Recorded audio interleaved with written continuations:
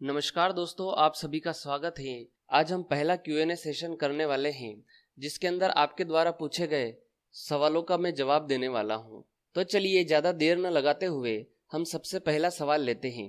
सबसे पहला सवाल है अजय कुमार डीपी सिंह का। ये कहते हैं, sir video is always an awesome as earlier ones. Sir difference का 2% रूल का मैथमेटिकली एक बार समझा दीजिए ताकि गलती से भी गलती ना करें 2% स्टॉप लॉस रूल के लिए। Thank you. तो अजय जी, सबसे पहले तो मैं आपसे ये कहना चाहता हूँ कि 2% रूल को मैंने रिस्क रिवार्ड रेशियो वाले वीडियो में बहुत ही अच्छे तरीके से समझा दिया है, लेकिन चूंकि आपकी रिक्वेस्ट आई है तो मैं इसे एक बार फिर से बता देता हूँ। तो यहाँ पर 2% का रूल हमें क्या कहता है कि जितना भी हमारा कैपिटल है उस कैपिटल का केवल और केवल 2% ही हमें स्टॉप लॉस के लिए यूज करना है। 2% से ज्यादा हमको यूज नहीं करना है। अब ये 2% कैसे निकालेंगे? जैसे कि आपका ट्रेडिंग कैपिटल है 1 लाख रुपए का, तो यहाँ पर 2% रूल के अनुसार एक सिंगल ट्रेड में आपका स्टॉप लॉस केवल और केवल 2% का ही होना चाहिए। मतलब कि 1 लाख का 2% क्या हुआ? 2000 रुपए। तो हमें यहाँ पर एक सिंगल ट्रेड में केवल और केवल 2000 रुपए का ही स्टॉप लॉस लगाना है। मान लीजिए कि आपका ट्रेडिंग कैपिटल अगर 50,000 का है, तो यहाँ पर आपके लिए 2% रूल के हिसाब से एक सिंगल ट्रेड में स्टॉप लॉस कितना बनेगा? 1000 रुपए का। क्यों? क्योंकि 50,000 का 2% बनेगा 1000 रुपए, इसलिए आपको 1000 रुपए का स्टॉप लॉस लगाना पड़ेगा। मतलब कि यहाँ पर मेरे कहने का सीधा सा मतलब ये है कि जो भी आपका ट्रेडिंग अमाउंट है उसका 2% आपको स्टॉप लॉस के लिए यूज करना है। अब यहाँ पर आपका ट्रेडिंग अमाउंट कुछ भी हो सकता है, जैसे कि मैंने उदाहरण के लिए 1 लाख रुपए बताया और 50,000 रुपए बताया। अब आपका जो भी है 1 लाख, 2 लाख, 5 लाख, 10 लाख, उसका 2% आपको एक सिंगल ट्रेड में स्टॉप लॉस के लिए यूज करना है। तो मुझे लगता है कि आपको आपके सवाल का जवाब मिल ही गया होगा। अब हम नेक्स्ट क्वेश्चन की ओर बढ़ते हैं। अगला क्वेश्चन है स्वाति का। ये पूछती है, हेलो सर, आज सुबह ही मैंने निफ्टी 50 वीकली ऑप्शन में ट्रेड लिया, उसमें 15% का प्रॉफिट हो रहा है, तो क्या मुझे आज ही स्क्वायर ऑफ कर लेना चाहिए? प्लीज बताइए। स्वाति जी, वैसे तो मैंने आपके इस क्वेश्चन का आंसर कमेंट में दे दिया था, लेकिन इस प्रकार के सवाल मेरे पास बार बार आते ही रहते हैं, तो मैंने सोचा क्यों ना इसको भी हमारे Q&A सेशन में शामिल कर लिया जाए। देखिए, आप सभी यहाँ पर एक चीज की ध्यान रखिए कि अगर आपका टारगेट हिट हो जाए या फिर आपको अच्छा खासा प्रॉफिट हो, तब भी आपको कभी ट्रेड से बाहर नहीं निकलना है। क्यों नहीं निकलना है? क्योंकि यहाँ पर ट्रेड से बाहर निकलने के बजाय आप ट्रेलिंग स्टॉप लॉस का उपयोग कीजिए, जिससे कि आपका प्रॉफिट और बढ़ता ही जाएगा, बढ़ता ही जाएगा। और वैसे भी हम ट्रेलिंग स्टॉप लॉस का उपयोग करते ही इसलिए हैं क्योंकि हमारा प्रॉफिट और बढ़ता ही जाए। और जैसा कि यहाँ पर स्वाति जी के साथ हो रहा है, अगर कभी आपके साथ भी ऐसा हो तो आप हमेशा ट्रेलिंग स्टॉप लॉस का ही उपयोग करें, जिससे कि आपका प्रॉफिट और बढ़े। इसके बाद अगला सवाल है सुशील अत्री जी का। ये कहते हैं, ब्रो आप हर इंडिकेटर को महत्वपूर्ण इंडिकेटर बोल रहे हो। तो सुशील जी, मैं आपसे यहाँ पर यह कहना चाहूंगा कि मैंने बताए ही कुल 7 या 8 इंडिकेटर हैं, और वो सभी वही इंडिकेटर हैं जो महत्वपूर्ण है और इम्पोर्टेंट हैं और मैक्सिमम ट्रेडर जिनका यूज करते हैं। अगर आपने मेरा इंडिकेटर वाला वीडियो देखा होगा तो मैंने उसमें सभी को बताया था कि इस बाजार में सैकड़ों इंडिकेटर हैं, लेकिन हमें केवल उन्हीं इंडिकेटर को समझना है जो इम्पोर्टेंट है और महत्वपूर्ण है। इसलिए मैंने जितने भी इंडिकेटर बताए हैं, हर एक इंडिकेटर के अंदर मैंने ये जरूर कहा है कि ये महत्वपूर्ण है या इम्पोर्टेंट है। इसके बाद अगला सवाल है विपुल सोमनाथा का। ये पूछते हैं, which is the best combination with stochastic. Vipul ji, यहाँ पर मैं आपको बताना चाहूंगा कि अगर आप स्टोकेस्टिक का यूज कर रहे हैं तो उसके साथ आप मूविंग एवरेज का इस्तेमाल कीजिए। और यहाँ पर बात सिर्फ स्टोकेस्टिक की ही नहीं हो रही है, आप कोई सा भी दूसरा इंडिकेटर यूज करें, उसके साथ अगर मूविंग एवरेज को यूज करेंगे तो आपको और अच्छे रिजल्ट मिलेंगे, क्योंकि मूविंग एवरेज बाजार का मूवमेंट बताता है। इसके बाद अगला सवाल है प्रवीण देशपांडे का। ये पूछते हैं, which chart is using by you trading viewing. मतलब कि आप ट्रेडिंग करने के लिए कौन सा चार्ट यूज करते हैं। तो देखिए, सबसे पहले मैं आपको यहाँ पर बता दूं कि आप चार्ट कोई सा भी देख लीजिए, उससे कोई फर्क नहीं पड़ने वाला है। आपको चार्ट को रीड करना आना चाहिए। सभी जगह एक ही जैसा चार्ट होता है, सभी जगह एक ही जैसे इंडिकेटर होते हैं और सभी जगह एक ही जैसे टूल होते हैं। तो आप कोई सा भी चार्ट देख लीजिए, उससे कोई फर्क नहीं पड़ता है। जहां तक रही मेरी बात तो जो मैं ट्रेडिंग सॉफ्टवेयर यूज़ करता हूँ उसके अंदर जो चार्ट अवेलेबल है मैं उसी को वॉच करता हूँ। और अगर आप इंटरनेट से जो फ्री चार्ट अवेलेबल हैं जैसे कि investing.com पर या ट्रेडिंग व्यू पर, तो आप उनको भी देखेंगे तो भी आप मार्केट से अच्छे रिजल्ट निकाल सकते हैं। लेकिन सबसे बड़ी बात तो ये है कि आपको चार्ट को रीड करना आना चाहिए। इसके बाद अगला सवाल है ताराचंद घंची का। ये पूछते हैं सर आपसे टेक्निकल कोर्स सीखना है, कैसे संपर्क करें? तो ताराचंद जी, मैं आपसे ये कहना चाहूंगा कि अभी तो मैं कोई पर्सनल टेक्निकल कोर्स सिखाता नहीं हूँ। अगर फ्यूचर में कभी कोई टेक्निकल कोर्स सिखाऊंगा पर्सनली तो मैं इसकी इन्फॉर्मेशन यूट्यूब पर जरूर डाल दूंगा। इसके बाद अगला सवाल है राकेश जैन का। राकेश जी पूछते हैं एंजल ब्रोकिंग में ट्रेलिंग स्टॉप लॉस कैसे लगाएं? तो राकेश जी, मैं आपको यहाँ पर बताना चाहूंगा, शायद आपको ऐसा लगता है कि स्टॉप लॉस के अलावा कोई दूसरा स्टॉप लॉस होता है जिसको ट्रेलिंग स्टॉप लॉस बोलते हैं। तो यहाँ पर मैं आपको बता दूं कि स्टॉप लॉस को ही ट्रेलिंग स्टॉप लॉस बोलते हैं। जैसा कि आपने यहाँ पर स्टॉप लॉस लगाया, अब आपका ट्रेड बढ़कर ऊपर की तरफ चला गया और उसके बाद एक सपोर्ट बनाता है और फिर ऊपर की तरफ चला जाता है।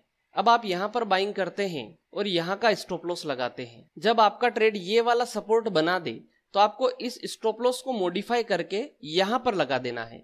जब आप ऐसा करेंगे तो इसको कहेंगे ट्रेलिंग स्टॉप लॉस, मतलब कि ये स्टॉप लॉस ट्रेल कर रहा है। उसके बाद जब प्राइस अगला सपोर्ट बना दे तब आपको स्टॉप लॉस यहाँ से मॉडिफाई करके यहाँ का लगा देना है। तो अब आपका ट्रेलिंग स्टॉप लॉस यहाँ पर पहुंच जाएगा। तो स्टॉप लॉस को ही ट्रेलिंग स्टॉप लॉस बोलते हैं। ट्रेलिंग स्टॉप लॉस कोई अलग चीज नहीं होती है। इसके बाद अगला सवाल है सगीर अहमद जी का। सगीर जी पूछते हैं इन्वर्टेड हैमर, हैंगिंग मैन और शूटिंग स्टार में क्या फर्क है? और ये सवाल बहुत बार पूछा जाता है। तो सगीर जी, मैं आपसे बोलना चाहूंगा कि इसके विषय में मैं ऑलरेडी एक अलग से वीडियो बना चुका हूँ जिसके अंदर मैंने shooting star, inverted hammer, hanging man और हैमर, इन चारों के अंदर क्या डिफरेंस होता है वो पूरी तरह से एक्सप्लेन कर दिया है। तो आप मेरे YouTube चैनल की प्लेलिस्ट को खोलिए, उसके अंदर आपको ये वीडियो मिल जाएगा, आप वहां से देख लीजिए। इसके बाद अगला सवाल है दिनेश साहो का। दिनेश जी पूछते हैं सर हैंगिंग मैन में हम सेल कब करें, ये आपने बताया नहीं। हैंगिंग मैन के लो के नीचे या उसकी पिछली वाली कैंडल के लो के नीचे? तो दिनेश जी, मैं आपको यहाँ पर बताना चाहूंगा कि वैसे तो मैंने उस वीडियो में बताया है, लेकिन मैं फिर भी आपकी रिक्वेस्ट पर एक बार फिर से बता देता हूँ। जैसा कि हम चार्ट में देखते हैं बाजार ऊपर की तरफ चल रहा है, इसके बाद बाजार के टॉप पर हैंगिंग मैन बनता है। अब आपका सवाल ये है कि हमें सेलिंग यहाँ पर करनी है या फिर इस वाली कैंडल के नीचे करनी है। तो यहाँ पर मैं आपको बताना चाहूंगा कि आप हैंगिंग मैन के इस लो के नीचे भी सेलिंग कर सकते हैं और पिछली वाली कैंडल के लो के नीचे भी सेलिंग कर सकते हैं। जब आप हैंगिंग मैन के लो के नीचे सेल करेंगे तो यहाँ से 70% चांस होता है कि आपका ट्रेड सक्सेसफुल पास हो जाएगा। लेकिन जब जो इसके पिछले वाली कैंडल है, मतलब कि ये वाली, जब आप इसके लो के नीचे सेल करेंगे तो 95% चांस होता है कि आपका ट्रेड पास हो जाएगा। तो यहाँ पर सिर्फ एक्यूरेसी का फर्क पड़ेगा। आप सेलिंग दोनों ही जगह से कर सकते हैं और उसके बाद आपको ध्यान ही है आपको इसके हाई के ऊपर का स्टॉप लॉस लगाना है। तो यहाँ पर सीधी सी बात आप समझ लीजिए कि आप यहाँ से भी सेलिंग कर सकते हैं और आप यहाँ पर से भी सेलिंग कर सकते हैं। इसके बाद अगला सवाल है अंशु कुमार का।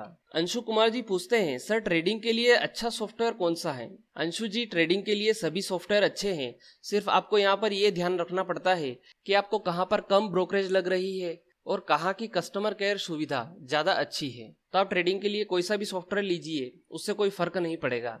यहाँ पर आपको टेक्निकल एनालिसिस आना चाहिए और जहां तक रही सॉफ्टवेयर की बात, तो आप वहां पर ये देखिए कि कौन सी सुविधाएं अच्छी है और कौन सी सुविधाएं अच्छी नहीं है। जहां पर आपको ज्यादा सुविधाएं अच्छी लगे आप वहां का अकाउंट खुलवा सकते हैं। इसके बाद अगला सवाल है इंडियन। ये पूछते हैं क्या निफ्टी बैंक निफ्टी में यूज कर सकते हैं? इन्होंने यह कमेंट किया है हैकेनेशी ट्रेडिंग स्ट्रेटेजी के वीडियो के नीचे। तो यहाँ पर मैं आपको बताना चाहूंगा कि आप निफ्टी, बैंक निफ्टी, कोई कमोडिटी हो, कोई स्टॉक हो, आप सभी जगह इसका यूज कर सकते हैं, इससे कोई फर्क नहीं पड़ता है। इसके बाद अगला सवाल है एनएन अहमद का। ये पूछते हैं सर स्विंग ट्रेडिंग के लिए बेस्ट टाइम फ्रेम क्या है? क्या मैं 15 मिनट टाइम फ्रेम में मार्केट को वॉच कर सकता हूँ अपने स्टॉक का हाल जानने के लिए जो मैंने स्विंग ट्रेडिंग के लिए बाय किया है? तो अहमद जी, सबसे पहली बात तो मैं आपको यहाँ पर ये बताना चाहूंगा कि यहाँ पर आप एक गलती कर रहे हैं, मिस्टेक ये कर रहे हैं कि आप ट्रेड लेने से पहले टाइम फ्रेम डिसाइड कर लें। ट्रेड लेने के बाद अगर आप टाइम फ्रेम डिसाइड कर रहे हैं मतलब कि आप एक तरह से गैम्बलिंग कर रहे हैं, क्योंकि जब आपने टाइम फ्रेम ही सिलेक्ट नहीं किया है इसका मतलब आपने कोई टेक्निकल भी नहीं देखा होगा। तो सबसे पहले आप ट्रेड लेने से पहले टाइम फ्रेम को डिसाइड करें और उस टाइम फ्रेम के हिसाब से ट्रेड करें। ना कि आपने ट्रेड ले लिया है और सोच लिया है कि हाँ मैंने स्विंग ट्रेड लिया है और उसके बाद आप टाइम फ्रेम सिलेक्ट करने की बात कर रहे हैं। और जहां तक रही टाइम फ्रेम सिलेक्ट करने की बात, तो इसके लिए मैं स्पेशल एक वीडियो बना ही चुका हूं, तो आप वहां से देख सकते हैं कि इंट्राडे के लिए, स्विंग ट्रेडिंग के लिए, पोजिशनल ट्रेडिंग के लिए कौन सा टाइम फ्रेम बेस्ट रहता है। तो आप प्लेलिस्ट में जाकर टाइम फ्रेम सिलेक्ट करने वाला वीडियो देख सकते हैं। इसके बाद अगला सवाल है अंशु का। ये पूछते हैं, सर ये कैसे पता चलेगा कि कोई ट्रेंड अगर अप ट्रेंड है तो ये बिग लॉन्ग अप ट्रेंड रहेगा या डाउन ट्रेंड है तो ये बिग लॉन्ग डाउन ट्रेंड रहेगा। तो अंशु जी मैं आपको बताना चाहूंगा कि हम पहले से ही ये प्रिडिक्ट नहीं कर सकते हैं कि कौन सा trend big long up trend रहेगा या कौन सा trend big long down trend रहेगा। जब हम बाइंग करते हैं कि जब तक बाजार हायर हाई और हायर लोज बनाता जाए तो समझ लीजिए कि तब तक अप ट्रेंड चलता रहेगा, और उसके बाद जब कभी हमें सेल करने का सिग्नल मिले, उसके बाद जब तक बाजार लोअर लो और लोअर हाई बनाता रहे तब तक बाजार में डाउन ट्रेंड चलता रहेगा। तो यहाँ पर ये सिंपल सी बात है, हम पहले से प्रिडिक्ट नहीं कर सकते हैं। बाजार जब तक हायर हाई और हायर लो बनाता रहेगा तब तक अप ट्रेंड चलता रहेगा, और बाजार जब तक लोअर लो और लोअर हाई बनाता रहेगा तब तक बाजार में डाउन ट्रेंड चलता रहेगा। अब ये लंबा चलेगा या छोटा होगा इसे हम प्रिडिक्ट नहीं कर सकते हैं, हम केवल कैंडल की पोजीशन के अनुसार एक अनुमान लगा सकते हैं।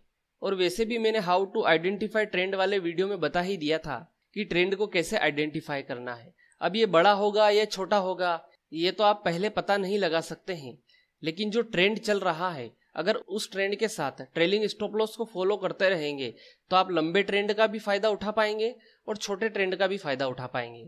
इसके बाद अगला सवाल है मनोज शर्मा का। मनोज जी पूछते हैं, सर जो स्विंग ट्रेडिंग या लॉन्ग टर्म ट्रेडिंग करते हैं उनको भी लगाना होता है स्टॉप लॉस? तो मनोज जी आपको मैं यहाँ पर बताना चाहता हूँ कि जहां पर भी ट्रेडिंग शब्द आ जाता है वहां पर स्टॉप लॉस फॉलो करना ही पड़ेगा, लेकिन जब कोई इन्वेस्टमेंट करता है तब वहां पर स्टॉप लॉस नहीं लगाया जाता है। जहां पर हम ट्रेडिंग कर रहे हैं, चाहे वो स्विंग ट्रेडिंग हो, चाहे इंट्राडे हो, लॉन्ग टर्म हो या शॉर्ट टर्म हो, जहां पर भी ट्रेडिंग शब्द आ जाएगा वहां पर आपको स्टॉप लॉस लगाना ही पड़ेगा। इसके बाद अगला सवाल है परमेश्वर सोलंकी का। ये कहते हैं, सर आपकी वीडियो बहुत अच्छी है पर एक बार बाय हो गया तो ट्रेंड बदलने वाले सिग्नल को कैसे पहचाने, सर प्लीज बताएं।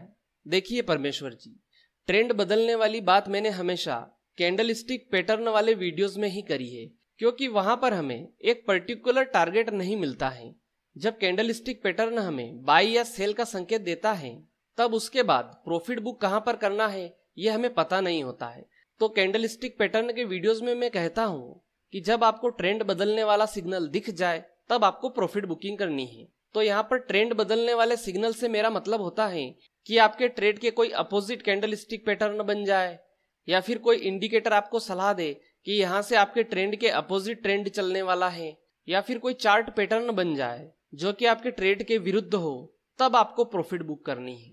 जैसे कि आपने बाजार में ट्रेड लिया हैमर के बनने पर, अब बाजार ऊपर चला गया, उसके बाद अब यहाँ पर कोई इंडिकेटर हो या फिर कोई चार्ट पैटर्न बन जाए या फिर कोई बेरिश कैंडलस्टिक पैटर्न बन जाए, तब आपको प्रॉफिट बुक करना है।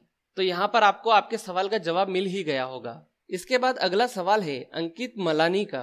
ये पूछते हैं, आई हैव वन क्वेश्चन, सभी टाइम फ्रेम के लिए मूविंग एवरेज की सेटिंग एक जैसी करना है या फिर टाइम पीरियड के अकॉर्डिंग अलग अलग मूविंग एवरेज को सेट कर सकते हैं? देखिए यहाँ पर मूविंग एवरेज के वीडियो के अंदर मैंने सभी बेस्ट मूविंग एवरेज को बताया है। अब आप टाइम फ्रेम कुछ भी रखिए, जिस मूविंग एवरेज सेटिंग पर आपको अच्छे रिजल्ट मिल रहे हैं आप उस मूविंग एवरेज का यूज कीजिए। वैसे जहां तक बात है बेस्ट मूविंग एवरेज की, तो वो है 50, 100 और 200। ये तीनों बेस्ट मूविंग एवरेज हैं। और अगर आप इनके अलावा कोई दूसरी मूविंग एवरेज का भी यूज कर रहे हैं और किसी पर्टिकुलर टाइम फ्रेम में आपको अच्छा रिजल्ट मिल रहा है तो आप उस मूविंग एवरेज का भी यूज कर सकते हैं।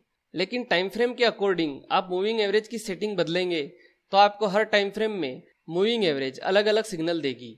अगर आप 5 मिनट में कोई मूविंग एवरेज लगाएंगे तो हो सकता है कि वो आपको बाय का सिग्नल दे, और आप 10 मिनट के टाइम फ्रेम में वही मूविंग एवरेज लगाएंगे तो हो सकता है आपको सेल का सिग्नल दे। इसलिए आप टाइम फ्रेम और मूविंग एवरेज की सेटिंग ट्रेड लेने से पहले ही डिसाइड कर ले।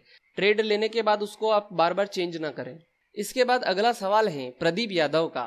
ये पूछते हैं रेणुका चार्ट कैसा रहेगा सर स्विंग ट्रेडिंग के लिए। देखो, मैंने कभी रेणुका चार्ट का यूज नहीं किया है, इसलिए ये स्विंग ट्रेडिंग के साथ कैसे काम करेगा इसके विषय में मैं आपको बता नहीं सकता हूँ।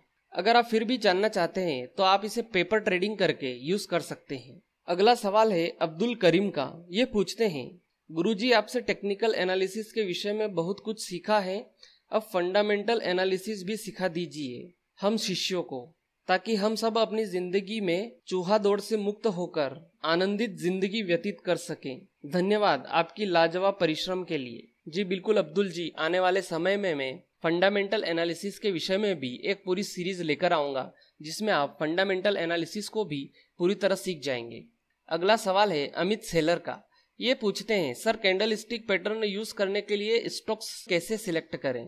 देखिए अमित जी, अगर आप कैंडल स्टिक पैटर्न के यूज के लिए स्टॉक सिलेक्ट करना चाहते हैं, या फिर इंडिकेटर के लिए करना चाहते हैं, या फिर चार्ट पैटर्न के लिए करना चाहते हैं, तो मेरा सजेशन आपको ये होगा कि आप हर इंडस्ट्री के जो बेस्ट शेयर हैं, जैसे कि टेलीकॉम इंडस्ट्री के बेस्ट शेयर जो हैं, उनमें से टॉप 5 चुन लीजिए और आप उनके अंदर इनको देखिए। उसके बाद फार्मास्यूटिकल कंपनी की जो टॉप 5 कंपनियां हैं उनको सिलेक्ट कर लीजिए और उनके अंदर कैंडल स्टिक पैटर्न को देखें। आप हर इंडस्ट्री के जो टॉप 5 कंपनियां हैं उनको सिलेक्ट कर लीजिए और उनके अंदर कैंडल स्टिक पैटर्न को देखिए।